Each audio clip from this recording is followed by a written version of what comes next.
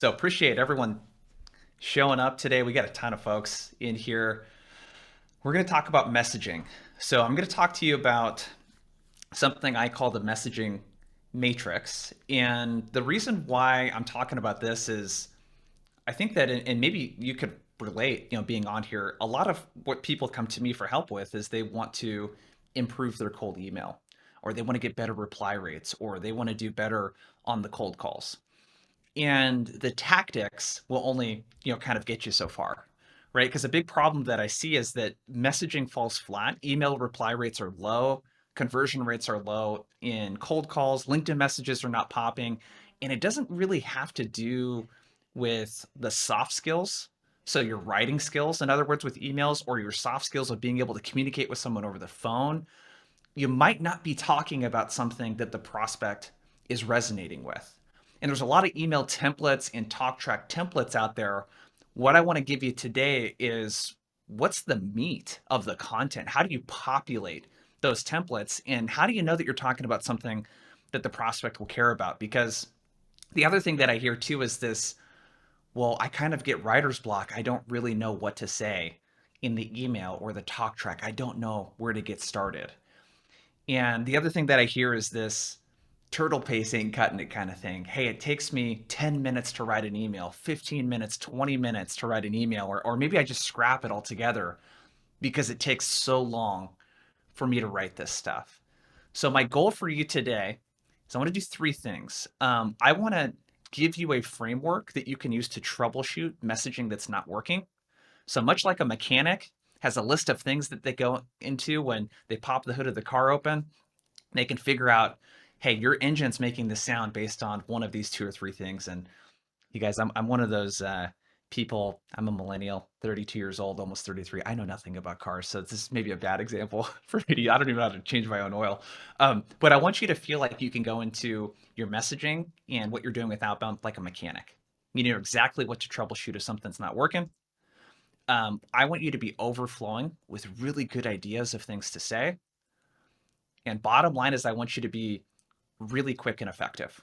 So I want you to be able to pinpoint what's not working, have ideas to fix it, and be really, really quick to implement new things to try in your emails and your cold calls. So I'm going to kind of talk about three ideas. So before we get into this, today's session, if you haven't been to a webinar of mine before, I like to be really interactive. So I'm going to be prompting you guys for things through the chat, and I'm going to try to use as many practical examples as I can. The Q&A button on the bottom of Zoom, that's where you want to put questions and things like that if you have something specific that you need answers to. All right, so give me a let's go in the chat. If you're ready to go, you're here, you're ready to participate. And I'm going to share something special with you here at the end too. I got some templates and stuff and some workflows. Cool. Awesome. You guys are awesome. Loving the energy. Okay. So first key idea is we're going to talk about this concept of knowing your prospect's path. So what I'm going to ask you to do that's really hard is for you to not think about your solution. We're not going to talk about your product. We're not going to talk about your service, your solution, whatever you sell. We're not going to talk about that. We're going to talk about your prospect independent of what you sell. I got a framework for that I'm going to run you through. I'm going to show you how you can collect everything in one place into a messaging matrix. And I'm going to talk about how you can use that to make updates to your emails and talk tracks. All right, so here's what we're going to do. I'm going to walk you through a framework first, and then I'm going to share a document that as a just kind of a free leave behind where you can start to compile all of this stuff. All right, so you may have seen this before. If you've seen me talk about cold calling or cold email, we've talked about something I refer to as the prospect path. So this might be a little bit of review for some of you. So what I want you to imagine, and this is where you can help me out in the chat, give me one job title in the chat. What is one job title of someone that you're doing outbound to and prospecting to? One job title. We're going to focus on that one person. Yeah, we're all over the place. This is cool. So VP of People, Ops, Product Directors, VP of Sales, Chief Compliance Officer, CDOs, purchasing, all that kind of stuff. Okay, so what I want you to imagine is that the people you're reaching out to, there's a couple different states that they're in, okay? So if we look at this graph here, now what we have on this side is time, and then what we have here is results. So what we're going to talk about first is your prospect's current state. And again, I have a little worksheet that I'm going to show you a really good example of. I want you to conceptually understand what we're doing here. So current state, there's two things that we need to understand here. One is priorities, and the other is current solution, okay? So what this means is if we're reaching out to, I'm just looking at some examples here, a director of digital, Casey said. So if we're reaching out to a director of digital, what we want to think about is what are 2 or 3 things that when this director of digital wakes up on a Monday morning and they're planning their week, what are the 2 or 3 really big priorities that they might plan their week around? What are the big things that they're trying to accomplish on any given week, month, quarter? And then what we need to think about is how are they currently getting that done? Okay? So what I want your help with in the chat, and I'm going to kind of push you guys a little bit here to give me some examples, then I'm going to show you an example. But before I give that away, I want to kind of pick your guys' brains a little bit. So give me in the chat, for the job title that you're reaching out to, what are they working on right now? What are their current priorities? What's 1 or 2 big things that they're working on? And then how are they getting that done right now?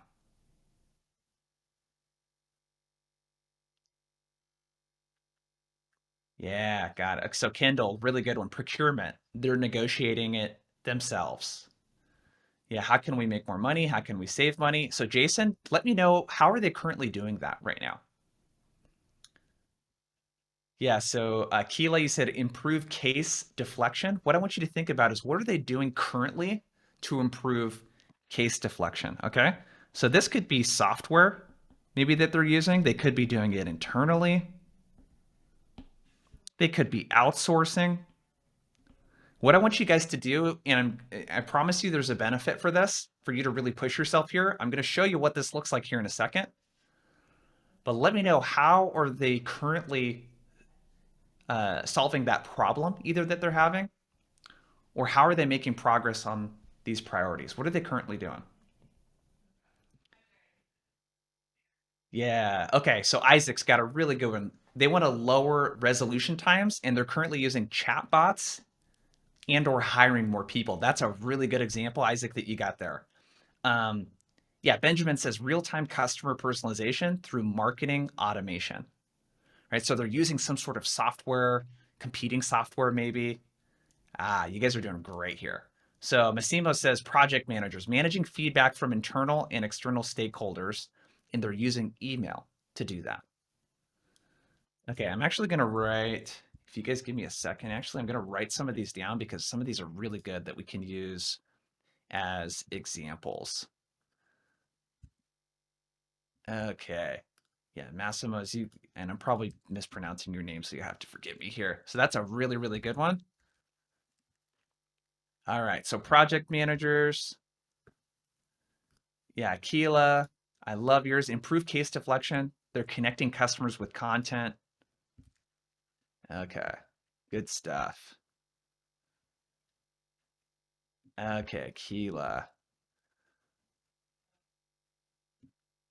All right, I'm going to write some of these down, and we're actually going to populate something. You'll get to see me kind of do this a little bit live too. Okay, so now that we know the prospect's current state, and we've thought about what are kind of 2 or 3 big things that they want to accomplish, and then how are they currently doing that right now? What I want you to think about next is these prospects have undesired future states, and these are usually problems. So the undesired future state is a problem that's getting in the way of them accomplishing these priorities. All right. So what I want you to think about, and we can use some examples here that people have shared. So Massimo, you said project managers, they're managing feedback from internal and external stakeholders, and they're using email. What I want you to write now in the chat is why is that a problem? Why is that not ideal? Think about what are we missing out on? So if they're using emails, does that create a lot of extra work? Do things get missed? Do they not meet deadlines? Does it take too much time? So Keela said, improving case deflection by connecting customers with content chatbots. What are they missing out if they're using, let's say, chatbots for deflection, or they're not using chatbots? All right, so give me some examples here in the chat. If the current way that people are going about their priorities, what is either not ideal about that? What problems that does that create? What blind spots do they have? Help me out in the chat here. Yeah, so Griffin says channels used to connect with customers for more personalization get lost in the mix. Griffin, what you can do is expand on that even more. Why is that a problem? So if customers get lost in the mix, what problem does that create for your persona? Yeah, Isaac, being woke up from an alert in the middle of the night is causing burnout and attrition. Great. Yeah, lost sales, Scott says. Yeah, Kendall, love yours. Unnecessary time for negotiations, literal business weeks worth of hours. So, Kendall, why is it bad if something takes weeks instead of hours? So, is this negotiating for their sales team and they aren't closing revenue fast enough? Like, I want you guys to dig a layer deeper here and really ask yourselves why, and why. Why is that a problem? Yeah, time is money, Kendall says. So be more specific with that, Kendall. What are they missing out on? Like, add some context for me there. Okay, Benjamin says missing opportunities by not having a holistic view of customer journey, slower time to deploy automation, sales and marketing are disconnected, less qualified leads. Dude, Benjamin, that's a pretty good one, man. I'm going to write a couple of these down. There we go. Hurts the bottom line. All right, you guys are doing awesome so far. Okay, so we have these undesired future states, these problems, these things that are getting in the way of progress. And maybe the way that they're currently making progress is not ideal, and there are some problems associated with that. And we've really dug multiple layers in to how is this affecting me? If I have low conversion rates, why is that a problem? Right? If my procurement team is not able to do whatever it might be to reduce the amount of time that it takes to resolve things, why is that a problem? So once we have that, we're going to focus on aspirations. So these are desired future states. These are aspirations. And if you want to really simplify what we do in sales, essentially what we're doing is helping people to a desired future state while helping them avoid an undesired future state. Conceptually, that's what we're doing. So what I want you to think about now is in the chat, let me know what is a desired future state of your prospect. So in Benjamin's case, he said the problem was they're missing opportunities by not having a holistic view of the customer journey, slower time to deploy automation, sales and marketing are disconnected, there's fewer qualified leads. Well, what do they aspire to do?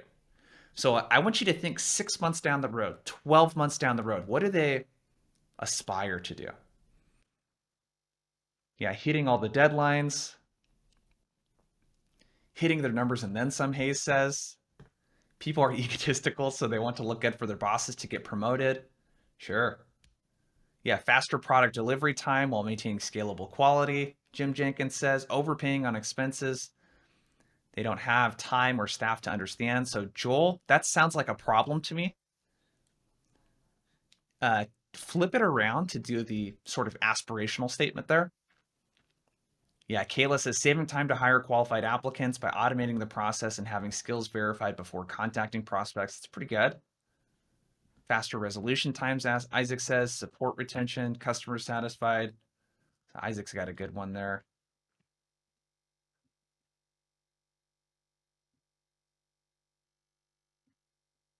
All right, I'm writing some of these down. Keep them coming, you guys.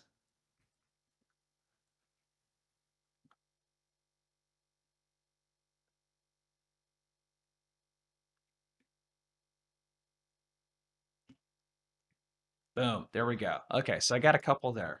Okay, so I want to go ahead and pause here. So this framework right here, the things that you guys are writing down right now, this is actually what we use to populate the messaging matrix. So when we know the prospect's current state, their priorities, the current solution, the problems they're trying to avoid, and the aspirations that they have, the desired future states, we actually have everything that we need to compile a cold email and to create a cold call talk track. So what I'm going to have you do here is I'm actually going to show you guys what this looks like. Okay. And then I'm going to share this little worksheet with you and we're going to get rolling on this. Okay. So take a look at this. So basically what we do when we create a messaging matrix, and again, I'm going to share this worksheet with you guys here in a second. There's almost 400 of you on here, so there's going to be a lot of people hopping in here. This worksheet's going to have this framework, and we're going to dig into this part next. Some of you might be a little bit, you might not have good stuff for your messaging matrix right now. I'm going to talk to you about how to find good stuff, but I'm going to leave you guys with this pretty cool template right here where you can populate this. But what I want to do is give you an example first. So this is an example of someone that's selling into VPs of HR, and they have a solution where they help with staffing. Okay. So when they reach out to the VPs of HR, what I want you guys to point out, we're going to go through this step by step. What do you guys notice about the priority statements? I call these priority drops. Help me out in the chat here. What do you notice about the priority statements? Okay, Michael says, what or how questions? Why do you guys think that they're questions? Especially how-based questions. Why do you think it's in the form of a question? Gets them talking, invites responses because they aren't there yet. Starts a conversation, it's open-ended, gets them to elaborate, it's goal-oriented. Yes, all of the above is correct. We're not quite, Ryan, to the point to where we're uncovering pain points yet. What we want to do is the way that people typically think, especially executives, the way that they think is about what do I need to accomplish? What am I trying to get done? Typically, they don't wake up in the morning on a Monday morning and think about all the problems they have to crush that day. Right? There are people underneath of that executive that are in entry level type stuff, users of your product or service, managers. There's people more on the front lines dealing with that. So the statement, it's very aspirational in nature and it's very, what do I need to accomplish? So when we look at these two priorities, and again, I'm going to share this with you in a second, we have a little framework that we can use to talk about our prospects' priorities. All right. What I want to do, and I'm going to share my screen again in a second. I cannot stress enough that these priorities are not you talking about your solution. The thing that we want to do in a cold call or a cold email is we want to get the prospect to talk about themselves. And the way that you get someone to talk about themselves is not by talking less than them. It's really more about talking about them. So if I can talk about you and demonstrate that I know your world, that's going to demonstrate business acumen. I'm going to show that I am a sales rep worth talking to. So that's the goal here. You do not want to talk about your solution or anything like that yet. I'm going to add context to the conversation by talking about them. All right. It's a super important distinction. Where I see a lot of cold emails and cold calls run flat is at the very beginning of the call, we talk about what we do. You do not want to talk about that. All right. So we have these two statements here. Now, what I'm going to give you that's pretty cool is these are the priority drops. And I did this in a previous webinar. These are the priority drops that you would use in a cold call. So we're literally creating something right now that we can word for word copy and put into a cold call talk track. And I'll give you an example of what that sounds like. Okay. So in my cold call, I'm going to do my permission-based opener. Hey, Jim, Jason with Blissful Prospecting. I know I probably caught you in the middle of something. but you got a minute for me to tell you why I'm calling? And then you could let me know if you want to keep chatting. Prospect will usually say yes 9 out of 10 times to that permission-based opener. And I'm not going to talk a lot about cold calling today. You can check out some other stuff that I've done in cold calling, bunch of stuff on LinkedIn, previous webinars, that kind of stuff. So prospect says yes. The mistake that people make at this point is they start talking about their solution. They'll say, well, hey, at Blissful Recruiting, we help people like you drive employee satisfaction and productivity and HR effectiveness. And we've worked with clients like A, B, and C, and here's what we help them accomplish. You know what? When you do that, you sound like a sales rep. And what you want to sound like is a consultant, a peer, someone that has business acumen, that knows what their world is like. So I'm going to do this. Instead of an elevator pitch, I'm going to say, thanks, Jason. Or let's use, sorry, it's kind of weird to use my own name in the role play, right? Thanks, John. I'm talking to a lot of VPs of human resources right now, and I was reaching out to you guys because I noticed that you're hiring. And specifically, I'm hearing a focus around two things. One is employee satisfaction and productivity. So how do we take care of our existing employees to increase workplace ranking retention? The second thing that I hear is around HR effectiveness. So how do we improve our hiring practices to increase the speed of hiring and lower the cost of acquisition? I'm really curious, which one of those two things is a bigger focus for you right now? Now, what I want you to think about is if you were able to do a cold call like that and talk about the prospect without talking about yourself, what do you think that that would do in the first 30 to 45 seconds for you? Let me know in the chat. If you were able to talk about the prospect in a very intelligent way and demonstrate the business acumen, what do you think that would do for your cold calls? Let me know in the chat. Yes. Lower their defenses, build trust, get them to want to talk, trust, credibility, start a conversation. You guys are nailing it. We got a smart group today. So the biggest thing that you want to do at the beginning of your cold call is demonstrate that you're a credible person and build trust. And Cole mentioned a really good point. He said they can correct you if you're wrong. And you know what? If you get really close and it's not quite off, they're going to feel like they can correct you, but not because you don't know what the hell you're talking about, because you might have missed the mark a little bit, or maybe they're doing a pretty good job in those areas already. But by suggesting these things, by suggesting them, I'm going to show them that I know about their world. So that's the priority statement, okay? So if we kind of go back here, we talked about this framework. That's the priority right now.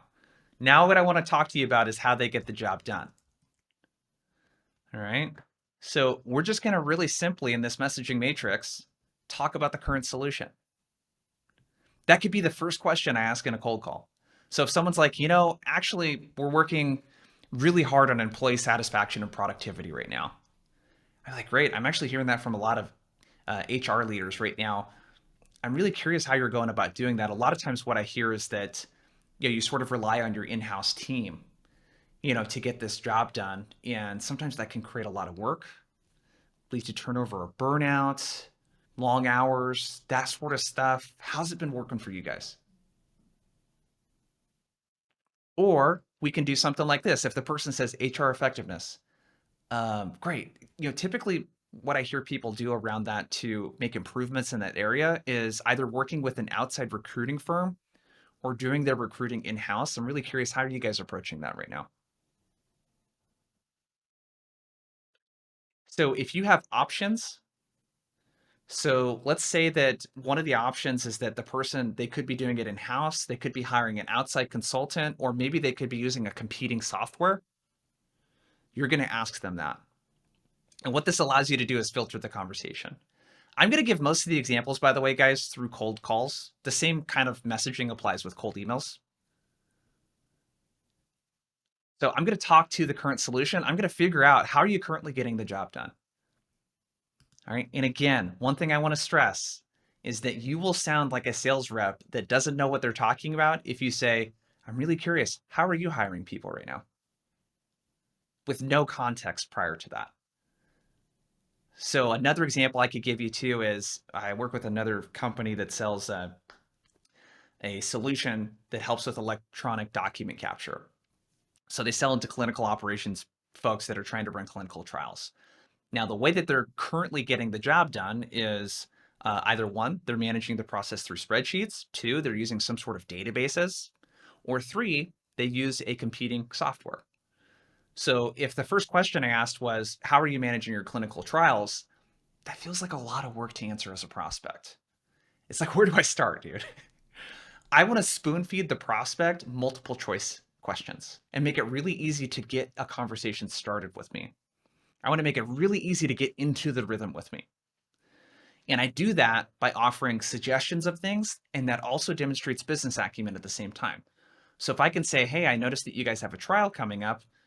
I'm really curious how you're managing that right now. Oftentimes what I hear is people are either doing it through spreadsheets or using some sort of database or Excel or Microsoft Access, excuse me, or they're using an electronic document capture software. I'm really curious, how are you guys getting this done right now?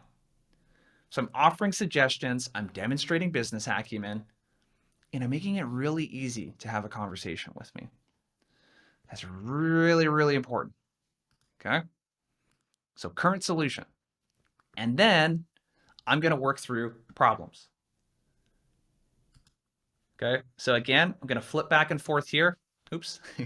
So we have problems, things that are not going so great. And let's look. Right. We have a little template that we can use here. Nothing crazy here. Now with the problem, what I want to do is look at a result that they're not able to achieve or a problem that exists due to something that they can't do. Amelia, great question. Anyone else that's asking, I'm going to share this document with you guys. I'm not quite yet though. I don't want you guys to go ham on it yet. I want to explain to you what's in here. And then we're actually going to take a couple of minutes and we can kind of go through some of this stuff here towards the end if we have some time. So hang tight. I will share this with you.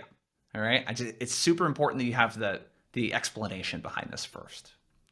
Okay. So what I want to do is come up with these problem statements.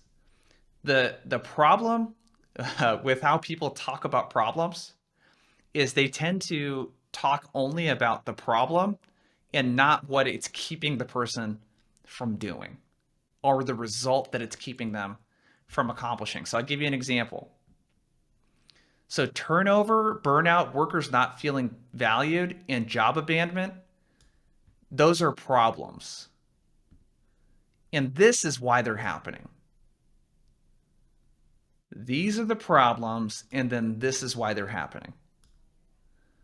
So if I just talk about the problem and say, hey, I'm hearing people dealing with turnover and burnout, workers not feeling valued, and high job abandonment, what a prospect is going to say is, yeah, no shit, Sherlock. Thanks, Captain Obvious. Yeah, we're having those problems. But if you can add context around why it's happening, that's where you can really, educate the prospect or maybe give them some insight into why something is happening. So this is happening due to poor working conditions, long hours, or inflexible shifts. Now they might be thinking, yeah, that's kind of interesting. What's this person got to say around this? All right, so costs are high, candidate quality is poor, and the timeline to hire is too long. So I want you to think about the problems and why this current solution is not ideal. So far, and again, I'm using the example of a cold call. So far, we've gone through a big chunk of the cold call and not even really talked about ourselves at all. And we're going to ask questions around these problems. So what you've gotten so far is if you build this messaging matrix well, you're going to have priority drop statements for your cold calls. And these are sort of one-liners that you can use in emails. You're going to be able to talk about what they're currently doing, and you're going to be able to elaborate a little bit on the problem using this simple, kind of structure right here. And then we're going to focus on aspirations. So what are you trying to do? Well, we're trying to refocus on culture, diversity, and inclusion so that we can hire, promote more from within and increase this thing. So what are we trying to do to accomplish what? To improve our hiring process so that we don't run into labor bottlenecks. So the way that we found this language was by doing a bunch of, sort of research and some methods that I'm going to share with you here in a second, but I want to pause here. Before we move on to how to find the stuff to populate your messaging matrix with, I want to just pause. What's your biggest takeaway so far from this messaging matrix, this approach, all of that kind of stuff? What's your biggest takeaway so far? Let me know in the chat. Yeah, layering, consistent structure. Yeah, really breaking it down, peeling the onion, digging deeper. I want to be really careful, Daniel. You say gap selling. We're not selling. I just want to be really clear with that. When we're doing outbound, we're not trying to find the gap. Keenan wrote a really great book called Gap Selling that I highly recommend you check out if you're in full cycle sales. But I want to be really clear. We're not trying to find a gap necessarily here. We're not trying to sell the prospect. That's really important. So how to think about the prospect. Yeah, Jeremy is finding out that he doesn't know his client well enough. I don't know if anyone else is in that position. What I'm about to share with you next is how you can figure out a little bit more about your clients. So if you're thinking, oh shit, Jason, you're recommending doing all these things that I don't know the answer to, I'm gonna teach you how to find those answers here in a second. Yeah, it's relationship focused, sounds like conversation. Yeah. Cool. Okay. So what you might be thinking here is, Jason, I don't really have the details to populate this messaging matrix. So let me share this with you. And I'm going to highlight a few of the more popular things that you can do. I don't even know if popular is actually the right word for it. A few of the more effective, things that you can do. This framework here, don't worry about writing it down. This framework is going to be in that worksheet that I share with you. So what we're looking at here is a framework that I call the problem and priority finder. All right. So what you're going to find in this, these are a list of exercises that you can do to populate your messaging matrix, because if you just guess in that messaging matrix, obviously the information that you have is not going to be great for your cold emails and cold calls if you're just guessing. So what I want to talk to you about is a list of things that you can do, and I'm going to demo some of these things to find that information. So the way that this works here is we have things that we can do that are higher value and lower value. Lower value does not mean it's not worth doing. It just means that the information you're going to get will be less impactful. So higher value things like interviewing a customer, that's probably the best information that you're going to get. But you know what? It's really high effort to coordinate an interview with a customer. And a lot of you on this call might not be able to actually do that. Maybe you're a brand new hire or you're a new SDR and you don't have clients that you can talk to. So I'm going to share things that are higher and lower effort. So higher effort typically involves you talking to someone and coordinating something, and lower effort is stuff that you can do on your own. All right. So there's a couple things I want to highlight that are very, very effective, and then I'm going to show you some things that you can do to find those. So one, I do recommend, if you can, interviewing customers, and I'm going to give you a little script of what to say. Super effective. What you don't want to focus on when you interview your customers is you don't want to focus on why they love your product so much. You actually want to focus on the things that happened before they decided to even take a meeting with you. So I'm asking them questions like, hey, what made you decide to take the meeting with us? What problem were you having? What solutions did you look for to fix it? What didn't work? And I can get really, really good language there that's literally, I could copy and paste and put into my messaging matrix, or an email, or a talk track. Customer interviews, I'm going to talk about. That's a really great one. Talking to other reps is a really good one too. So if you are not the top prospector on your team, you need to talk and you need to be best friends with the best people at outbound at your company. Some of you are working at startups where maybe it's just one team of SDRs, and some of you are working at places where there's hundreds of reps. You need to become best friends with the top 2 or 3 people that do outbound the best. Those are people that you can just talk to and ask for advice from. And the other thing that I'm going to show you is how to look at 10K reports and quarterly transcripts. Yeah, so Isaac, it's just you. So you're going to want to do some of the other things we're about to talk about. So I'm going to show you how to use 10Ks and quarterly reports. Even if you don't sell to publicly traded companies, this is a really effective technique. By the way, I'm highlighting the ones right now that I recommend that you look at doing. You're going to pick maybe 2 or 3 of the things that I highlight. The next thing is your sales calls. One question that I want you to get in the habit of asking if you do discovery, and I know there's a lot of BDRs and SDRs on this call that do discovery, and there's a lot that don't. And I know there's a lot of AEs that you're obviously doing a big portion of your own discovery and demos and that sort of thing. So here's what you're either going to want to ask your AE to ask in the discovery calls or that you want to ask when you're doing discovery. And this is going to help you come up with those priority statements. And you're going to write this down word for word. You're going to say, hey, Griffin, before we dig in today, I just want to make sure it's a productive use of both of our times and the way that I can make it productive for you. So this is the question. I'm really curious, what are your top 2 or 3 priorities that relate most with what we're going to be talking about today? Or what are your top 2 or 3 goals over the next 6 to 12 months that relate most with what we're going to be talking about today? And what you're going to find is that when you ask this question, you do this a dozen times over the course of a month or 2 months or however many people you talk to on a regular basis, you're going to find patterns. What's really cool is you can find patterns between what people say, and you'll find that 80-90% of people say the same stuff. Guess what? That's what you're going to create your talk track around. That's what you're going to create your cold emails around. That's what you're going to put into your messaging matrix. So, yeah. So, Michael, you said still a pretty loaded question. More context and specificity, the better answer you'll get. Yeah. If you already know and have some of that information, awesome. Feel free to ask it. But what I find is that if you can say something like, people like you typically are hopping on a call with me to accomplish things like X and Y. I'm really curious, what are your biggest focuses over the next 6 to 12 months? Any variation of that question will work. So you can spoon feed them some stuff, Michael, if you want. Okay, that's a really easy thing that you can start implementing ASAP. And I want you to either make sure the call's recorded or you are transcribing that as the prospect says it. It needs to be exactly in their words, not yours. The other thing that you can do too is listening to recordings of calls and demos. I know that's a really easy thing to say in practice, but again, you're looking for something really specific. And if you're not doing the discovery, that's okay. Listen to your AE do the discovery calls, okay? What you're specifically listening to is anytime the prospect talks about something that they want to accomplish or a problem that they have, I'm going to go into Gong or Chorus or Wingman or Refract or whatever other conversational intelligence tool you're using. Or maybe it's just a Zoom recording. I'm going to go through and I'm going to, again, I'm not just going to write down the problem or the priority that they say. I'm going to write down word for word what they say.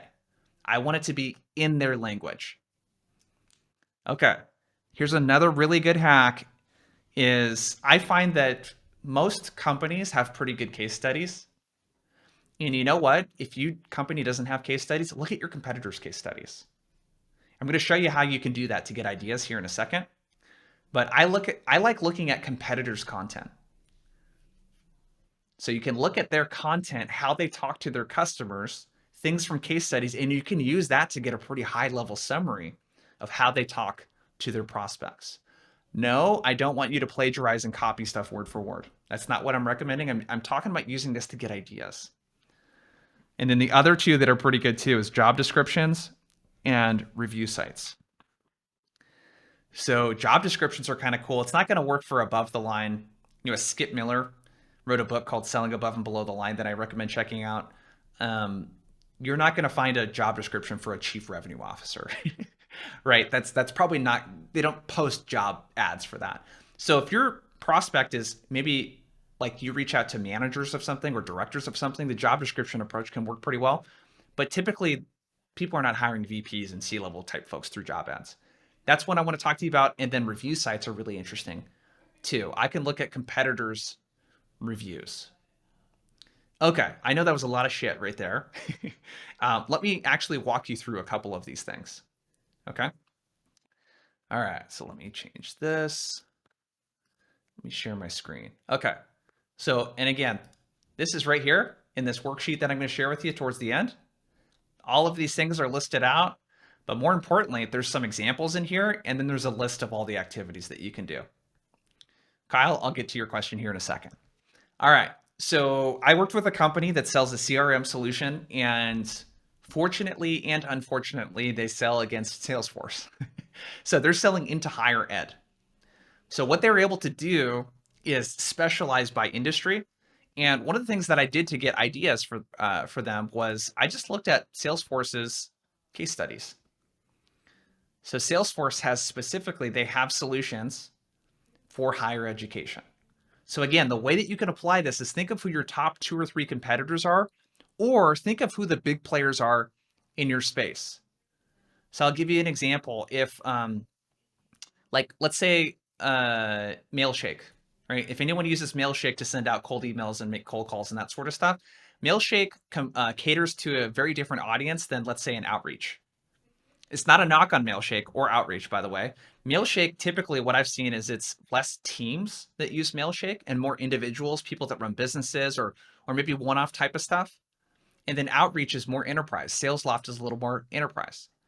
So if I'm prospecting for Mailshake, I could still look at SalesLoft and Outreach's content for ideas. Even though I don't maybe directly sell against them a lot, I can still use their stuff for ideas. So kind of think about that. Yeah, so for Lydia, that might be a good insight for you. So I'm just going to look through, like, this is just the higher ed page on Salesforce's website. And I'm looking through this and I'm like, oh shit. Okay, here's a guide. Here's an ebook that's kind of interesting. And here's some customer case studies. Interesting. And I've already kind of done the work for you here. But when I looked at the case studies, one of the things that was kind of interesting is I start looking at what some of the patterns are. Today's universities are facing more challenges than ever before. They're shifting global student demographics, than ever before, retention challenges, student expectations. They're looking for a seamless, personalized experience. That's something that I could use right there. So, hey, so-and-so, I'm talking to a lot of directors of admissions at universities like yours, and one thing I keep hearing is this focus around differentiating themselves from competing universities. So how do we provide a seamless, personalized experience for our students so we don't lose them to competing universities? Boom, language right there. Pretty cool, right? And what I'm going to look at is I can look at competitors' stuff, either case studies or they have this Trailblazers guide. Let me, cool. And again, I do want to mention, I'm not advocating you ripping off stuff, people's stuff. Like Salesforce or any company like that is going to create a lot of really good content. Like you're not going to literally copy it word for word. I'm just looking for ideas here. So one of the things that I noticed too, let me zoom in. So this would be looking at a competitor's ebook, let's say, or a white paper. So I look through this and I've already looked through it. So I'm going to kind of skim through and I'm going to be like, okay, cool. The education cloud, a lot of product stuff. All right, this is not helpful. Oh, interesting. Recruiting and admissions, your challenge. It spells out all the challenges of the prospects. They're trying to increase admission to enrollment yield and operational efficiency. They're trying to increase the number of inquiries and build brand awareness. Okay, and again, if I was just riffing here, I might say, hey, one of the big priorities I'm hearing is around applicant experience. How do we provide a best-in-class applicant experience so that we can decrease summer melt? And I need to rephrase that because this is a little clunky, but you guys get, like, the language here is being spoon-fed for you when you look at this stuff. Yeah, Jim, good one. I'm going to get to yours here in a second. So competitor case studies and content, those are two things that you could use. Give me a number 1 in the chat if this is something you feel like you could leverage to improve your messaging matrix. Give me a number 1 in the chat. I think this is a really big one. Just making sure. Okay. Awesome. Everyone's still alive out there. I haven't bored anyone to death. Awesome. Okay. So another thing that you could do too, that's pretty interesting. So let's kind of look back through this framework. So we talked about customer interviews, and I gave you a little customer interview template that you can have here too. So those are some questions that you can ask. All right. So one of the things that I want to show you that's kind of interesting is this technique. 10Ks. Even if you are not reaching out to publicly traded companies, this is a technique that you can use to get ideas for messaging. So you're going to use a tool. This is one of many tools that you can use. It's the one I like. I'm not sponsored or anything by Seeking Alpha. So feel free to check them out. I don't benefit from you doing that. But if you want to check it out, go ahead. So if I was using, here, let me just use this as an example because I've already done this one. Okay, so Griffin, you said it's tough to say since there are not as many competitors at the moment. It's newer tech. Think about who your prospect might think is your competitors then. So you may have something unique that you know you don't really fit around your competitors. What I want you to think about is if your prospect heard about your solution, who do they think your competitors would be? Okay, that's where you can start. So let's say that one of my prospects is Nordstrom. Or let's say that I sell into retail, but the companies I sell into are not publicly traded. And maybe I'm just like figuring out what a company like Nordstrom or Target is working on right now. So on this site, what I can do, seekingalpha.com, is I can go to earnings, I can go to transcripts, and wow, the Q3 transcript, it's like the call has been completely transcribed. And you know what else is kind of cool with companies that are a little more tech forward is I can click on slides and wow, they have a PDF from the presentation, you guys. How cool is that? So what's our boy Eric Nordstrom working on? Improving Nordstrom rack performance. Let's dig into this a little bit. Oh, so improving rack performance, improving inventory position, rebalancing assortment, strengthening brand awareness, and driving traffic. There's a bunch of things that they want to work on here. So specifically around market, and I'm thinking of how this might apply to personas. So this client I work with helps a lot with digital. So what I can do is if I do Command F or Control F if you're on a Windows computer, is I can come up with keywords that are kind of hot words for things that I'm looking for. You know what? Digital is one of those words. Digital growth, strong digital growth, providing interconnect market strategy. Okay.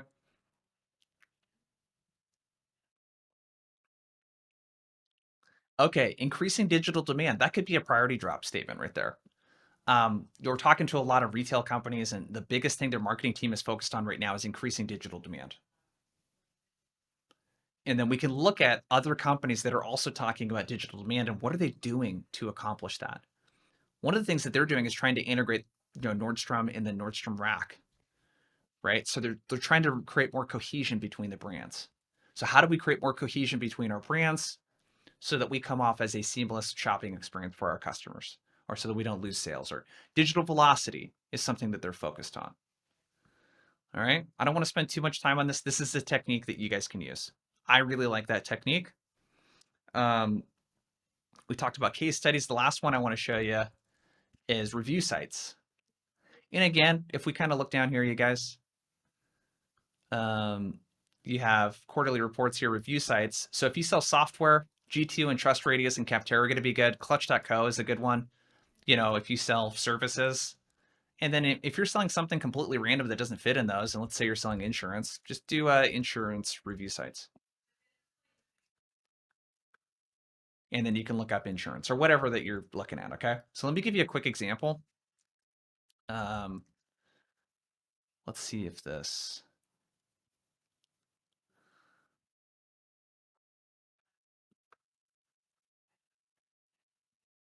okay. Let me just use this as an example here. So let's say that I sell a CRM solution into nonprofits. So what I could do is I could look at all of my competitors. And if I look specifically at the reviews, one thing I can look for is what do people like and not like about this product? Not user-friendly or intuitive. And the other thing that I can do too here is I can look at the role of the person too and the company size. And this is maybe not the best example to use on G2, but I can start looking for patterns in what people like and what they don't like. It's a complicated platform. Inputting customer. I mean, there's just so many things that you could do here.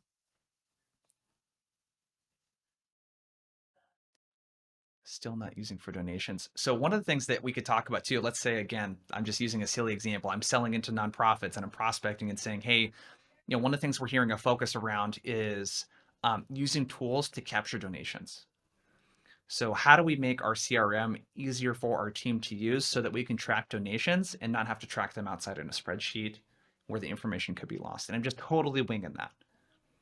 So you can look through reviews, and if you're unsure, let's just do mix max. Let's let's say that I'm Mixmax. If I'm unsure of who looks at me as a competitor, if I type in the company, my company, let's say I am a BDR at Mixmax or an AE or something, I can actually scroll down and look at, oh, who do people compare Mixmax to? And this is a kind of an easy one because we're all in sales here, right? So you could type in your solution here on G2 and then look at who they compare you to. And then you could do research on those competing solutions. Pretty cool, right? So there's a bunch of stuff that you can do that I labeled out in here. You can take some of those things down, write some of the notes down, and then what you want to do is put them in the messaging matrix. Pretty cool. All right. So a couple more things here. I'm going to share this. What you want to do, I am going to send this out in a replay on Friday, but if you want this document now, visit that link that I just threw into the chat and then go to File and download or make a copy. It won't let you make a copy, I think, unless you have a Gmail account. So download this or just save the link for now. Make sure that you have this.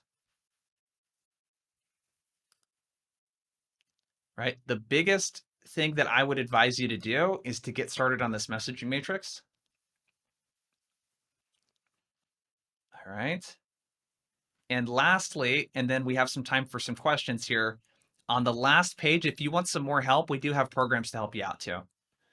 So there's a program I run called Outbound Squad. So if you're thinking about like, hey, I need some help populating this messaging matrix and I need some help making better cold calls, cold emails, we got a group of around 80 just studs in that program. It's application only.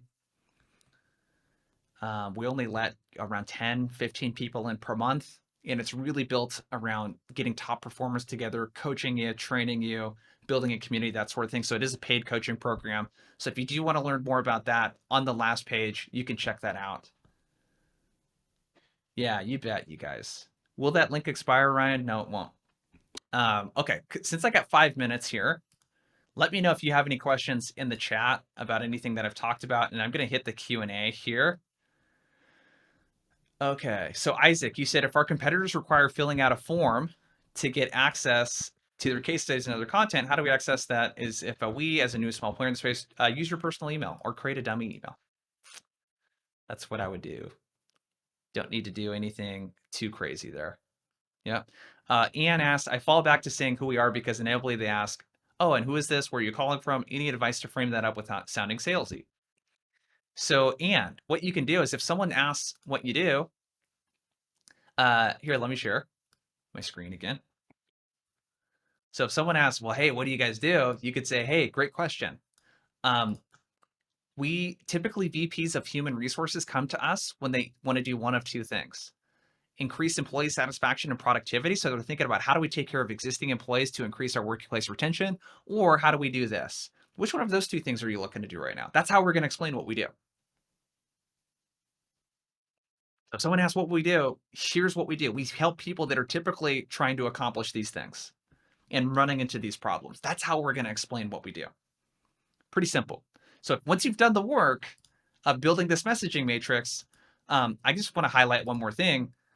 What you guys will notice is once we've done the work to build this, I don't have to think about ever again what my prospects are trying to accomplish or what to say to them. I have a document here that I can just keep compiling on and building on. We're going to treat this as a working draft to help you write emails faster, to help you adjust your talk tracks, etc. All right, let's see what other questions we got here. Okay. So, and we got yours. Carlos asks, I'm in enterprise sales. How do you build relationships with VPs and executives? What are some practical things to do? I kind of gave you the playbook for that. You need to learn more about the language that they talk and what they're trying to accomplish. And you're going to build relationships with those folks if you start with that. So I kind of gave you the playbook for that today, Carlos. Let's see. I think that was it. Okay. As says, if you're in the staffing industry, what tips would you provide with prospecting? Indeed, LinkedIn alerts. Yeah, you can definitely use hiring alerts. I use the careers pages a lot to see if people are hiring. Those are definitely triggers that you can use as. So those are great.